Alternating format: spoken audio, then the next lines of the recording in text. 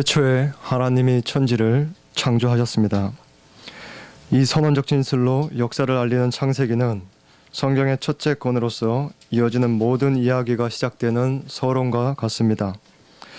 그 제목은 창세기 1장 1절의 첫 단어를 따라서 베레시트라고 하는데, 이 단어는 히브리어에서 베라고 하는 전치사와 레시트라고 하는 명사의 합성어로서 태초에라는 의미이며 본문에서는 시간의 시작을 가리킵니다. 우리는 이 사실을 유념하는 것이 필요합니다. 성경의 이야기는 흘러내려오는 많은 이야기들 중에 하나가 아니라 아무 이야기도 없던 때에 시작합니다. 어쩌면 그 말도 부정확한지 모르겠습니다. 때, 즉 시간을 상정하는 순간, 곳, 즉 공간을 상정해야 하는데, 그렇게 되면 이미 이야기의 배경이 존재해버리기 때문입니다. 그러니까 이 한 문장에서 우리가 이제 주목해야 하는 한 존재는 역사라는 설정된 배경을 등에 업고 출현하는 것이 아니라 반대로 그 한 존재에 의해 역사라는 배경이 탄생하고 있는 것입니다. 그것이 시작입니다. 그러므로 그때라고도 할 수 없고 그곳이라고도 할 수 없는 한 존재 외에는 아무것도 가리킬 수 없는 실제만 있으니 곧 하나님이십니다. 그 하나님이 첫 번째로 보이신 행동은 바로 창조하다입니다. 성경이 사용하는 첫 번째 동사는 바로 그것입니다. 바라, 곧 그가 창조했다라고 선언합니다. 이는 언제나 교회가 지켜온 신앙의 제1고백이었습니다. 전능하사 천지를 만드신 하나님 아버지를 내가 믿습니다. 교회는 하나님 아버지의 전능성을 천지를 만드신 이를 빌어 고백해온 것입니다. 이 시작이 있다는 사실과 그 시작이 하나님의 창조에 있다는 사실을 주장하는 일은 오늘날 더욱 강조되어야 하는 중요한 과제입니다. 인류에게 그 시작의 문제가 중요하지 않은 때는 없었습니다. 신화가 지배하던 시대에는 말할 것도 없고 철학의 출발도 바로 만물의 근원에 대한 물음에서 있게 된 것입니다. 그것이 학문의 출발입니다. 인간의 사유를 지배하는 시공에 제한되지 않는 곧 선험적인 논리체계나 혹은 시공에 제한되는 역사 의식이나 상관없이 인간은 존재하는 것에 시작을 묻게 되어 있습니다. 즉 인간은 정상적이라면 존재의 기원을 생각하지 않을 수가 없으며 오히려 그 기원에서부터 발원하는 창조주의 능력과 신성의 분명한 가시성 때문에 아무리 탁월한 지성도 스스로 무신론을 고집하려는 한 이 문제 앞에서는 맥을 못 쳐 궤변을 늘어놓게 되는 것입니다. 최근에는 리차드 도킨스라는 생물학자가 자신의 진화 이론에 근거하여 무신론자로 자처하여 세계적인 명성을 얻고 있지만 한 세기 전만 해도 곧 20세기 초에 똑같이 영국에서 자신을 공공연한 무신론자로서 대변했던 인물은 버트란트 러셀이라는 저명한 철학자였습니다. 그는 매우 명석한 사고를 가진 사람이었는데 오늘날 도킨스도 뚜렷한 대답을 회피하고 있는 인간의 과학이 아직 해명하지 못한 대표적인 문제인 우주의 기원, 곧 존재의 기원에 대해 시작을 반드시 상정할 필요가 있는가 라는 반문으로 영혼을 결국 만물에 돌리는 어리석음을 드러내었습니다. 결국 이래서 자신을 포함한 모든 존재의 시작을 하나님의 창조에서 찾는가 그렇지 않는가 하는 문제야말로 인간의 종교적 특성을 결정지으는 절대적인 문제인 것입니다. 우리의 신앙은 여기서 출발해야 합니다. 우리는 현대에 새로 발견된 사실이나 혹은 과거에 정립되었던 어떤 이론이나 또는 잠깐 유행하다가 없어질 사조나 문화 현상 따위를 주목하려는 것이 아닙니다. 오히려 만물이 없었을 때부터 있는, 다시 말해 아무것도 없는데 홀로 있는, 그보다 앞선 것은 아무것도 없는 바로 그 하나님에게 집중하려는 것입니다. 우리의 사유는 바로 거기에서부터 출발해야 합니다. 곧 하나님이 말씀으로 천지를 창조하셨습니다. 고로 만물이 존재합니다. 하나님이 이르시되 빛이 있으라 하시니 빛이 있었습니다. 하나님이 이르시되 물 가운데 궁창이 있어 물과 물로 나뉘라 하시니 궁창 아래의 물과 궁창 위로 물이 나뉘었습니다. 하나님이 이르시되 천하의 물이 한 곳으로 모이고 묻이 드러나라 하시니 묻이 드러나서 땅과 바다가 구분되었습니다.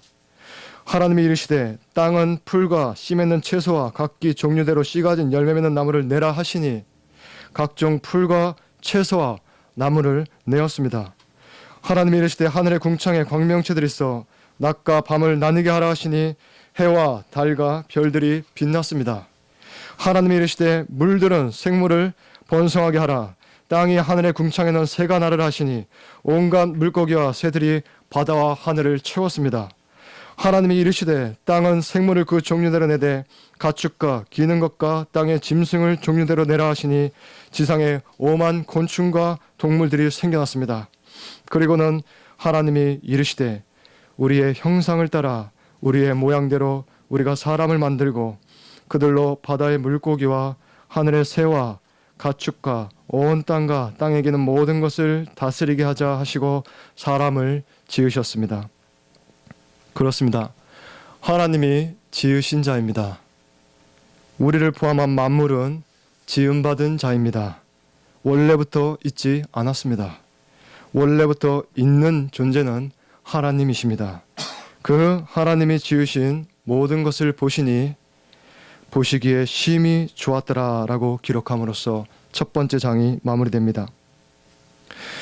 여기서 우리는 다른 이가 아니라 곧 완전하신 하나님이 보시기에 좋다 혹은 선하다라는 이 진술이 의미하는 바가 무엇인지를 구상하기가 사실상 어렵습니다. 타락 이전 세상의 조건과 상태가 어떠했는지에 대한 경험적인 지식이 없기 때문입니다. 그럼에도 하나님이 보시기에 좋았더라라는 진술은 성경이 사용하는 첫 번째 반복 진술임을 유념할 때에 성경을 읽는 독자가 반드시 주목해야 하는 표현이기도 합니다. 곧 히브리 저자들에게 반복은 가장 기본적인 강조법이기 때문에 성경은 우리에게 바로 이 소리에 먼저 귀를 기울이도록 요청하고 있는 것입니다. 도대체 이 최초의 선이 어떤 상태였는가는 얼마 전에 저도 담임 목사님께 여쭙기도 했지만 이 구상하기가 어떤 상태였는가는 어려워도 전체 성경에 대한 우리의 이해는 그 온전한 상태에 대한 인식에서 출발해야 합니다. 이는 또 궁극적으로 세계에 대한 우리의 이해를 결정하는 중요한 전제가 되기도 합니다. 곧 피조물인 인간의 세계관에서 창조주 하나님이 보시기에 좋았다는 이 사실보다 더 중대한 의미를 가진 현실이 있을 수가 있을까요? 전체 성경의 결론이 다시금 이 첫 진술, 곧 하나님이 보시기에 좋았더라로 귀결되지 않는 한 그 어떤 교훈과 예언과 장래의 약속이라고 하더라도 그것은 궁극적으로 의미를 잃게 되는 것입니다. 즉 만일 하나님이 보시기에 정말 좋지 않다면 그것이 무엇이라도 본래적 가치를 상실하며 헛으로 드러나기 때문입니다. 결국 의미란 하나님의 보심에서 산출되는 것입니다. 저는 이 사실을 제가 신학교 1학년 시절부터 묵상할 때마다 그 고등학교 국어 시간에 배운 이 김춘수의 꽃이라는 시를 떠올리곤 했습니다.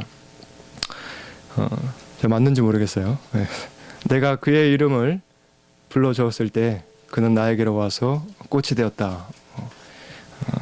이런 시였는데 제가 눈길을 주지 않고 또 손으로 가리키지 않으면 여러 잡풀 중에 하나일 뿐이지만 이 뿌리채 옮겨다가 집에서 심어서 햇볕을 쬐고 또 물을 주면 그것은 잡풀이 아니라 나에게는 유일한 식물이 됩니다. 존재의 의미는 그렇게 발생합니다. 그러므로 절대적인 의미 개념을 한번 이렇게 규정해 볼 수 있겠습니다. 곧 창조자가 어떻게 보느냐가 피조물의 의미입니다. 여러분은 이런 생각을 하십니까? 하나님은 지금 나를 어떻게 보실까? 그것이 여러분의 의미입니다. 이 세상이 나에 대해서 뭐라고 하는가, 어떻게 보는가, 그것은 상대적인 인상일 뿐 여러분의 절대적인 의미가 아닙니다. 오직 하나님의 보심, 의미는 그 안에 있습니다. 그렇다면 하나님이 보시기에 좋았더라를 이해할 수 있습니다. 그때의 세상은 창조의 목적대로 창조주 하나님의 영광을 그대로 반영하고 있었던 것입니다. 작품이 작가의 어떠함을 전시하듯이 세상은 창조주의 어떠하심을 그대로 반영하고 있었으며 바로 그 상태가 하나님이 보시기에 좋았던 것입니다. 따라서 선, 곧 좋음, 토부는 하나님의 마음에 부합한 상태, 좀 더 구체적으로는 모든 피조물이 하나님의 영광을 반영하는 상태라고 할 수 있습니다.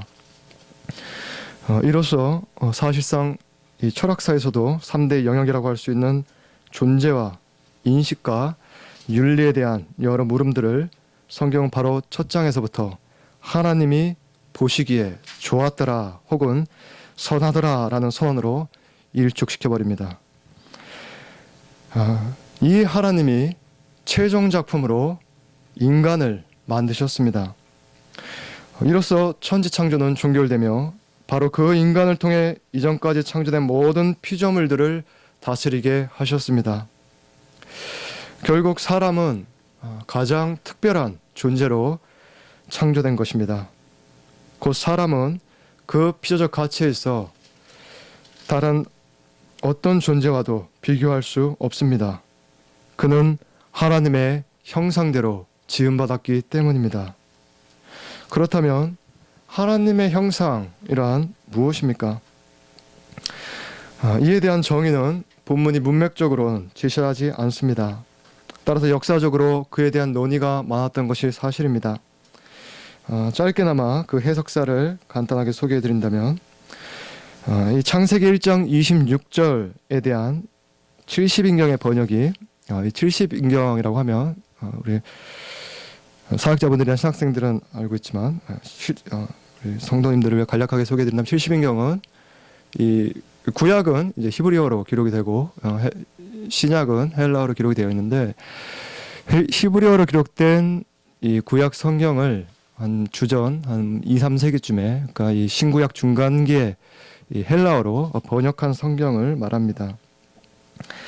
그 70인경에서 우리 오늘 보는 성경 1장 26절에 보면 이 형상과 모양 사이에 이 원문에는 곧 히브리 성경에는 없는 접속사 그리고를 카이라고 하는 단어를 넣는 바람에 교회는 주로 이 70인경을 통해서 구약 성경을 살펴봤던 교회 역사에서는 이레니우스 이후로 형상과 모양에 대해 전자는 곧 형상은 인간의 이성적 능력이라거나 후자는 곧 모양은 하나님과 상응하는 인간의 영적 속성이라거나 하는 식으로 구별해서 이해하기 시작하여서 중세를 거치면서는 그와 같은 논의를 더욱 발전시켜 죄로 인해 모양은 상실했지만 형상은 인간을 다른 동물들로부터 구별하는 능력으로 잔존해 있다는 식의 이해를 유지했고 종교개혁자들에 이르러서는 그 두 가지를 구별하는 관점은 점차 버려지고 하나님과의 관계에서 인간이 갖는 지위 혹은 상태를 묘사하는 개념으로서 형상을 설명하게 되었으며 근래에 이르러서는 특별히 지난 세기에는 칼 바르트라는 신학자의 영향으로 하나님의 형상대로 사람을 창조하시되 남자와 여자를 창조하시고 라는 구절에 주목하여 형상을 사람과 사람 간의 관계성에 상응하는 개념으로 해석하다가 최근에는 실은 크리소스톰에게서 이미 설명된 해석이지만 고대 근동 세계에서 이 누군가의 대리자, 특별히 신과 같이 보이지 않는 존재를 대신해서 통치하는 그 왕과 같은 인간을 하나님의 형상, 그 신의 형상, 곧 젤렘이라고 표현했던 이 용어의 공시적인 의미를 아마도 이 창세기 저자가 사용했을 가능성에 주목하여서 인간은 하나님의 형상으로서 그분을 대신하여 만물을 통치하는 대리자로서 창조되었다는 해석을 선호하고 있습니다.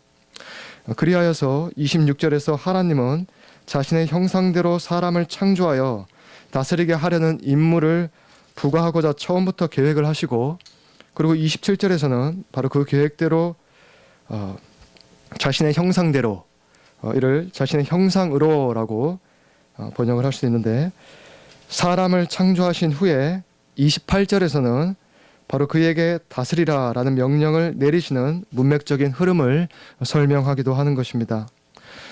이와 같은 대리자의 통치적 개념은 이후 참 하나님의 형상이신 예수 그리스도의 통치에 자연세계가 순복하는 모습이나 선지서에서 새하늘과 새 땅의 회복된 전망이 자연세계의 순복으로 묘사된다는 사실과 부합하기도 합니다.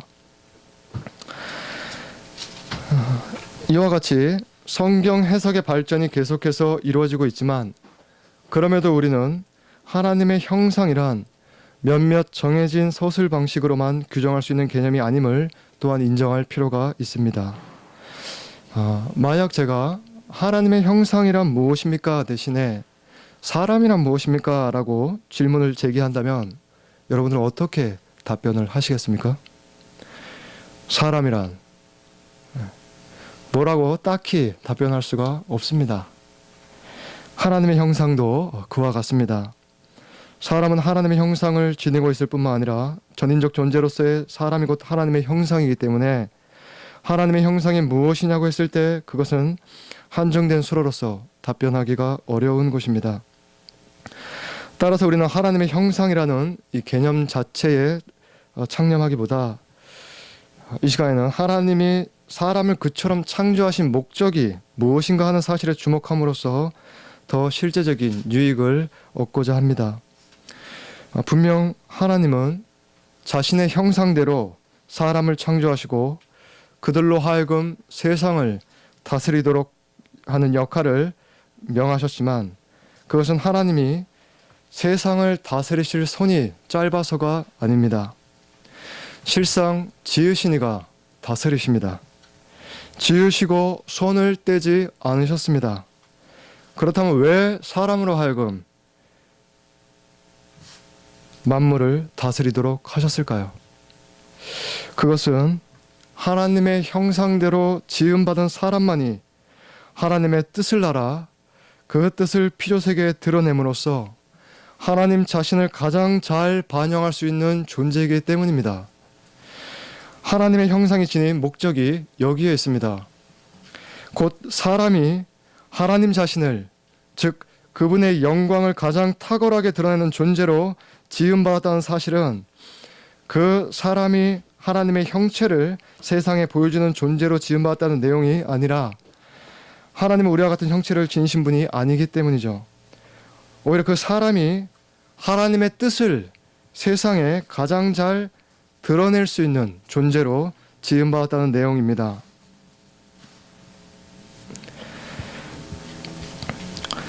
그럼으로써 하나님의 영광을 가장 탁월하게 드러내는 피조물이었던 것입니다. 왜냐하면 하나님은 당신의 뜻을 통해 자신의 어떠하심을 드러내시기 때문입니다. 결국 사람은 하나님이 자신을 계시하신 말씀을 청종할 수 있는, 알아들을 수 있는 존재로 지음받은 것입니다. 인간의 탁월함은 바로 거기에 있습니다. 이 세상의 머리와 같이 지음받은 인간은 유일하게 하나님과 소통할 수 있는 존재로 지음받은 자였습니다. 그리하여 하나님의 뜻이 곧 그분의 어떠하심이 이 사람을 통하여 세상에 드러나도록 하셨던 것입니다. 그러므로서 사람을 통하여 영광을 받고자 하셨습니다. 정확히 한 닷새 정도 되었습니다. 지난 주간에 아들이 태어났습니다. 하나님이 저희 부부에게 장남을 주셨는데 산모와 이 아이를 돌보느라고 거의 몸살이 났습니다. 그럼에도 아이를 보면 사랑스러워서 피로가 다 풀리더라고요. 신생아들 보니까 하루하루 크기 때문에 뭐 오늘 담임 목사님은 저를 닮았다고 말씀하셨는데 분명히 저를 닮았는데 또 다음 날 되면 또 아내를 닮은 것 같기도 하고 예, 그렇게 이제 하루하루 자라더라고요. 그런데 더 분명한 한 가지 분명한 사실은 이 아이의 발은 꼭 제 발가락과 이 발 똑같이 생겼습니다. 그래서 이 발을 보면은 내 아들이 맞구나라고 이렇게 알만하겠더라고요. 오늘 뭐 좌우 대칭성에 대해서 말씀하셨지만 아기의 이 좌우의 손발도 똑같이 이렇게 생겼고 그 발이 또 이렇게 아비인 저와 이렇게 또 닮아 있으니 참 그렇게 좀 기분이 좋더라고요. 더 신기한 사실은 제가 말을 하면 가만히 이렇게 듣고 있는 것입니다. 제 목소리를 알아들어요. 그래서 왜 그런가 가만히 이렇게 생각을 해보니까 아마도 이제 저희 집에는 이제 TV도 없고 별다른 소리가 없으니까 아내가 아이를 낳기 전까지 가장 많이 태 속에서 들려온 소리가 아마 제 목소리가 아니었는가. 그래서 아이의 주된 태교가 아마 이 아빠 목소리 듣기가 아니었는가 이렇게 생각이 되었습니다.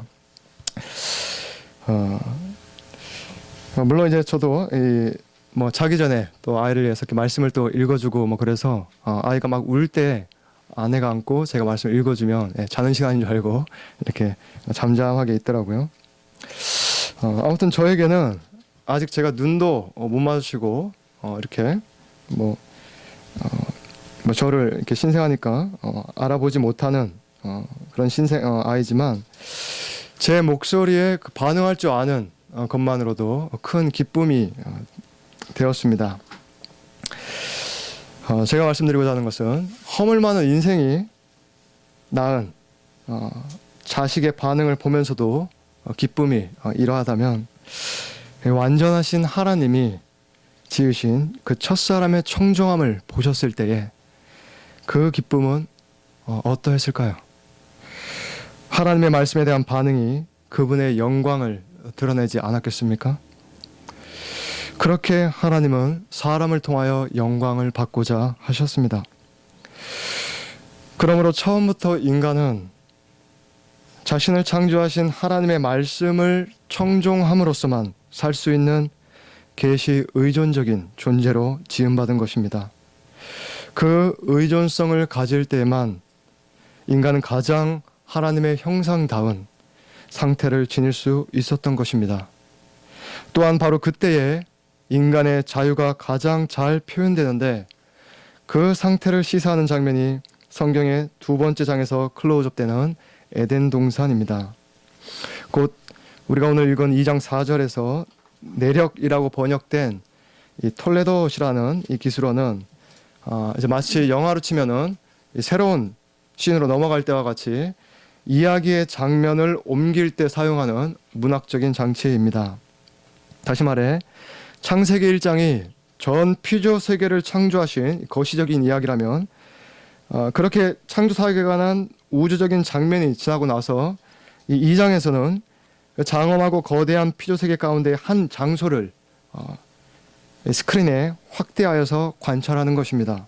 그 포커스가 전 피조 세계에서 어떤 한 지역의 동산으로 옮겨집니다. 우주에서 에덴으로 앵글을 좁히는 것입니다. 그리고 그곳에 살게 되는 어떤 사람에 대한 이야기가 펼쳐집니다.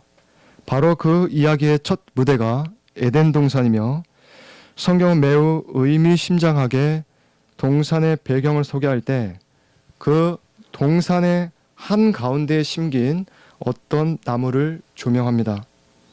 곧 2장 9절에서는 마치 화자의 나레이션과 같이 여호와 하나님이 그 땅에서 보시기에 아름답고 먹기에 좋은 나무가 나게 하시니 동산 가운데에는, 그래서 가운데라는 이 단어가 타베크라고 하는 히브리어를 쓰는데 그래서 영어 성경에서는 이 가운데에는 in the midst라고 번역을 합니다. 그래서 베토크 하간이라고 하는데요.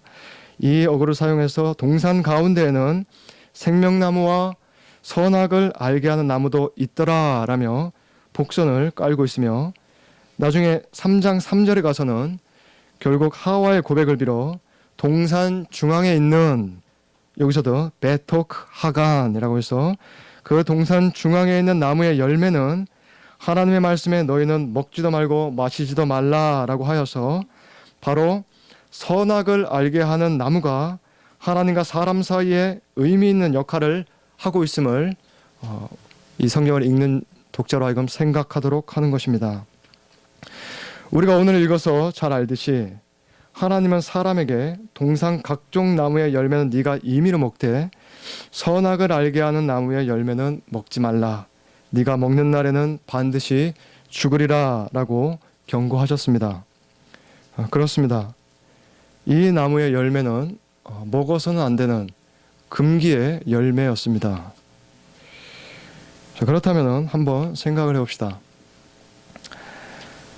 왜 이 먹어서는 안 되는 그 열매를 그 먹어서는 안 되는 열매를 맺고 있는 나무가 동산 변두리에 저 멀리 변두리에 있지 않고 중앙에 심겨져 있었을까요? 우리는 분명 이런 의문을 한 번쯤 가질 수 있습니다. 이 나무는 우리가 한번 시간을 내서 교회로 저 멀리 나가야지만 볼 수 있는 그런 나무가 아니었습니다. 오히려 늘 오며 가며 마주칠 수밖에 없는 동산 중앙에 심겨져 있었습니다. 왜 하나님은 이 심상찮은 나무를 마치 우리 어렸을 때 보면 애들 손에 닿지 않아야 되는 약품이나 도구를 저기 높은 찬장이나 뭐 이렇게 올려놓듯이 아예 사람의 손이 안 닿는 저 멀리 어디에 심어놓지 않으시고 그리고 외곽에 박아놓지 않으시고 그래서 거기는 위험하니 애당초 가지 마라 라고 하시는 것이 아니라 동산 중앙 곧 사람이 살아가야 했던 삶의 현장 그 한복판에 심어 놓으셨을까요? 아마도 그 이유는 앞서 설명해드린 바 사람은 하나님의 형상으로서 늘 그 말씀을 청종함으로써 사는 존재였기 때문일 것입니다. 즉 하나님의 말씀은 한 번 시간이 나면 들으러 가는 우리 삶의 주변부에 속한 이야기가 아니라 늘 우리 삶의 중심에서 마주쳐야 하는, 그래서 사람이 그것을 따라 살아야 하는 가시적인 법으로서 존재하기 때문입니다. 고로 그 나무는 눈으로 보는 하나님의 말씀이었습니다. 결국 그 나무는 사람에게 저주를 가져다 주기 위해 심겨진 것이 아니라 바로 사람이 어떤 존재인지를 가르쳐 주기 위해 심겨진 것이었습니다. 사람은 그 나무를 봄으로써만 자신에게 말씀하신 이가 계심을, 즉 하나님의 주권에 대한 인식을 유지할 수 있었습니다. 곧 사람은 하나님에게 순복함으로써만 피조세계를 다스릴 수 있는 존재임을 동산 가운데 있는 나무가 늘 보여주었습니다. 처음부터 인간이 주인이 아니라 하나님이 주인이심을 말입니다. 그러므로 만일 하나님 주권의식을 잃어 그분에 대한 의존성을 상실하게 되면 사람은 자기 자리를 이탈할 수 있었던 것입니다. 이와 같이 하나님과 사람의 관계를 규정하기 위해 동산 중앙에 두신 나무가 바로 선악을 알게 하는 나무였습니다. 곧 선악을 알게 하는 나무의 열매는 먹지 말라. 네가 먹는 날에는 반드시 죽으리라 라는 계명을 통하여 사람은 자신이 하나님의 말씀에 순종함으로써 살 수 있는 존재라는 사실을 그 삶의 한복판에 서 있는 가시적인 메시지를 보면서 매일같이 생각해야 했던 것입니다. 이렇듯 처음부터 생명은 하나님의 말씀과 무관하게 주어질 수 있는 것이 아니었습니다. 다시 말해 처음부터 인간 존재는 하나님의 뜻과 무관하게 살 수 없는 하나님의 형상이며 하나님의 말씀에 순종하지 않을 때 그 형상은 일그러질 수밖에 없는 것이었습니다. 하나님의 뜻이 대변되지 않는 하나님의 형상이란 있지 않기 때문입니다. 그러므로 우리는 장차 그분의 뜻이 회복된 형상을 통해 이 땅에 이루어지는 것 이상의 꿈은 꾸지 않기를 바랍니다. 바로 그 일을 위해 우리는 이제 태초부터 계신 하나님의 말씀이 비추어지기를 바라는 것입니다. 기도하겠습니다. 지극한 영광 중에 계시는 하나님, 영존하시는 하나님께서 말씀으로 천지를 창조하셨음을 고백합니다. 하나님이 지으시니여 우리는 지음받은 자이므로 우리가 무엇을 간구하여서 하나님의 지식에 보탤 것이 있겠습니까? 하나님 마음에 있는 그것을 행하시옵소서. 하나님의 마음에 있는 하나님 보시기에 좋은 것 그것을 우리 가운데 행하시옵소서. 그리하여서 그 선이 우리에게도 기쁨이 될 수 있도록 빛이 있으라 말씀하신 그 창조적 권능에 따라 우리의 심령이 하나님의 마음에 화답하는 심령으로 살아날 수 있도록 역사하여 주시옵소서. 십자가지기 교회가 바로 그와 같은 복락을 이 땅에서 누리는 공동체로 하나님의 영광을 드러내게 하여 주시옵소서. 감사하며 예수 그리스도의 이름으로 기도하옵나이다. 아멘.